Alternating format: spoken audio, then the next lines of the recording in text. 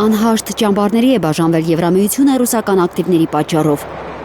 Բրյուսելում սկսվել է Եվրամիության երկօրյա գագաթնաժողովը, որտեղ եվրոպացի առաջնորդները պիտի որոշեն Ուկրաինային օգնելու համար սառեցված ռուսական ակտիվների օգտագործման հարցը։ Times-ը հեղում անելով իր աղբյուրներին գրում է, որ ԱՄՆ-ն զգուշացրել է Եվրամիությանը բռնագրաված ռուսական ակտիվները պետք է վերադարձվեն։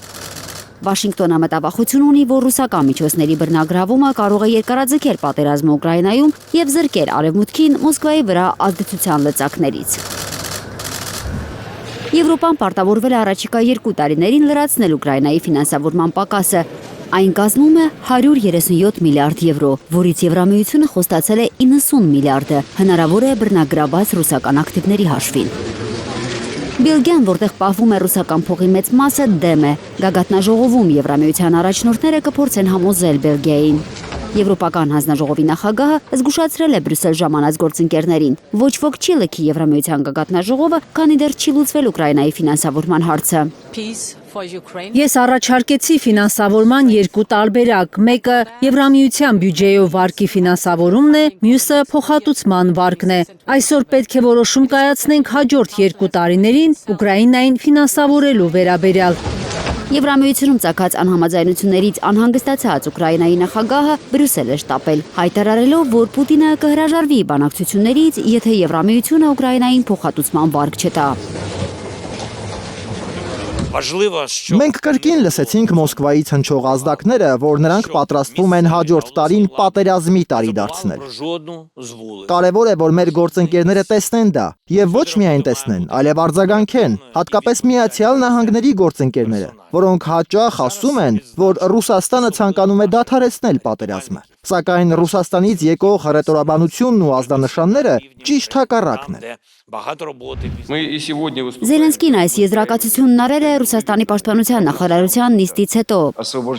Պաշտպանության նախարարից գերագույն գլխավոր հրամանատար չորեքշաբթի հայտարարեցին. Մոսկվան անկասկած Ուկրաինայում կհասնի իր նպատակներին, այդ թվում ռազմական ուժով գրավելով այն տարածքները, որոնք ռուսական է համարում։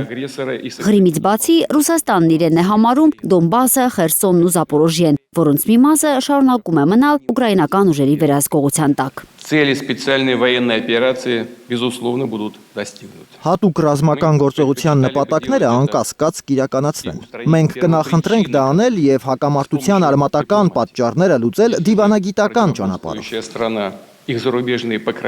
Եթե հակառակորդ երկիրը եւ նրա օտարերկրյա հովանավորները հրաժարվեն բովանդակային քննարկումներից, Ռուսաստանը ռազմական ճանապարհով կհասնի իր պատմական հողերի ազատագրմանը։ Ըստ Ռուսաստանի պաշտպանության նախարարության, վերլուծությունները ցույց են տալիս, որ ՆԱՏՕ-ն պատերազմի է պատրաստվում, ոչ թե խաղաղության։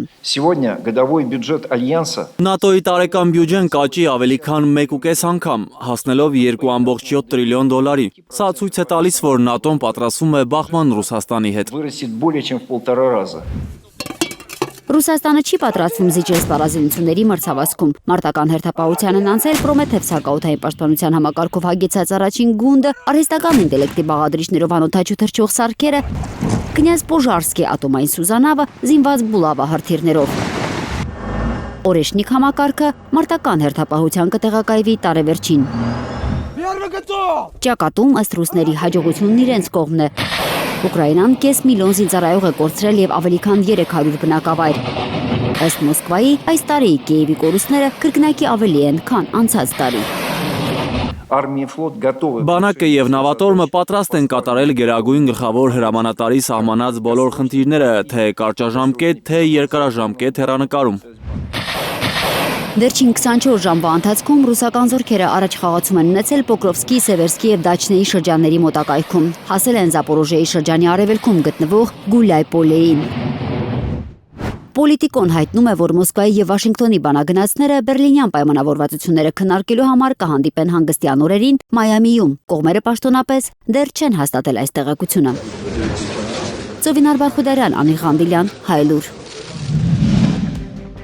Հայաստանում եւ աշխարհում տեղի ունեցող իրադարձությունների մասին առաջինը իմանալու համար բաժանորդագրվեք մեր ալիքին։ Սեղմեք զանգակը, որ բաց չթողնեք ամենահրատապը, ամենակարևորն ու հետաքրքիրը։